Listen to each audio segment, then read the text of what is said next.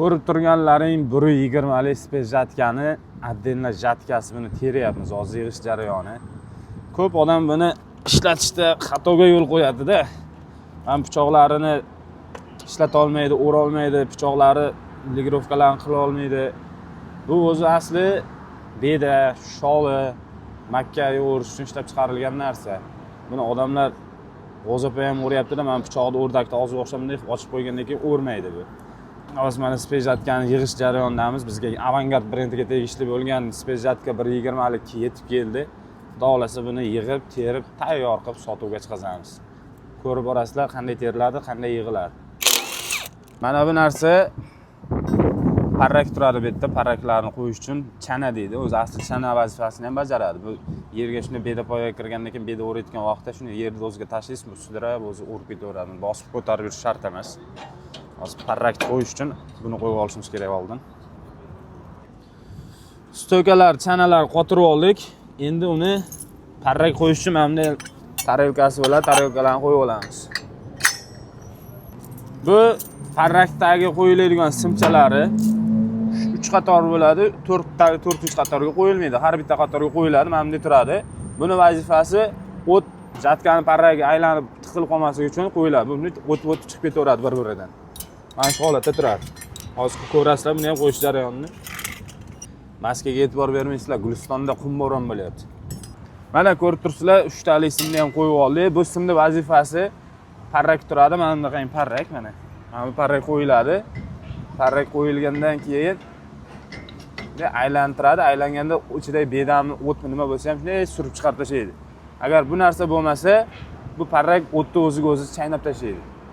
Parrakni qo'yayotgan vaqtda hamisha e'tiborli bo'linglar. O'zi mana bunday oshiqcha narsasi bo'ladi, qora joyi. O'sha teskari qo'ysangiz mana bunday o'zini o'zi chaynab tashlaydi. O'rmaydi. O'ziga o'zi o'rab tashlaydi. Bu holatda qo'ysangiz mana shu holatda qo'ysangiz bu o'radi. Mana oshiqchasi tepaga turishi kerak. Hammasi shunday bo'ladi. Qopqoqlarni yopib chiqamiz, chashkachalarini. Bu chashkani vazifasi ichiga bedani shox sharbasi kirib ketib qolib, parrakni qisib qolmasligi uchun qo'yiladigan narsa. Mana ko'rib turganlaringdek bo'ldi. Uje tayyor, birinchi qator tayyor bo'ldi. Bundan keyingi jarayon uje plastinkachalarni qo'yamiz mana bunaqangi. Pastki qatordagiga e'tiborli bo'lasizlar. Teshigi ikkita bo'ladi.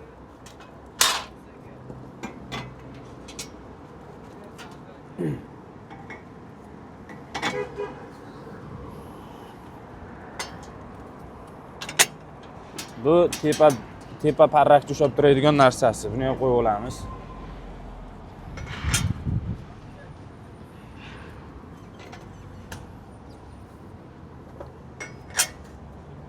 Buni qo'yib chiqamiz endi.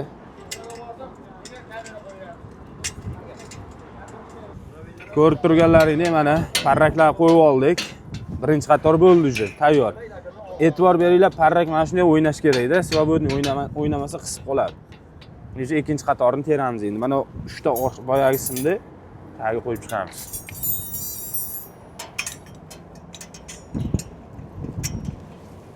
Ikkinchisi katta parrak tepaga qo'yiladi. E'tiborli bo'linglar, qalin parrak tepada turadi, ingichka parrak pastda turadi. Xuddi boyagi aytganimdek, tepa tomoni mana bu tarafi tekis. Bu tarafda mana zazorchasi bor. O'sha zazor tepada bo'lishi kerak. Bo'lmasa parrak aylanmaydi, qisib qoladi. Mana bunday nashatkachalarni qo'yib chiqamiz. Qopqoqchalarni qo'yib olamiz.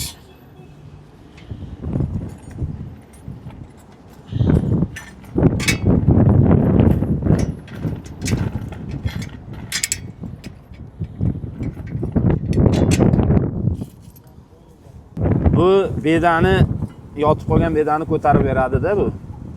O'shaning uchun qo'yiladigan narsasi. Mana bu narsa qanday qo'yiladi sim? Yotgan bedani bu ochib tikka qilib turg'izib ketaveradi. O'shaning uchun qo'yiladigan narsasi. Spes jatkamiz tayyor bo'ldi. Hozir spes jatkanimizga taqamiz, o'rnatamiz. Bu beda, sholi, makkayi, g'o'zapoya hammasini o'radi, faqat hamdaqangi pishagotni o'ra olmaydi. shagodni ham o'radi, sekin оборот to'g'risi o'radi. Kimga shunaqa spes jatka kerak bo'lsa, Roxon do'koniga kelaverasizlar.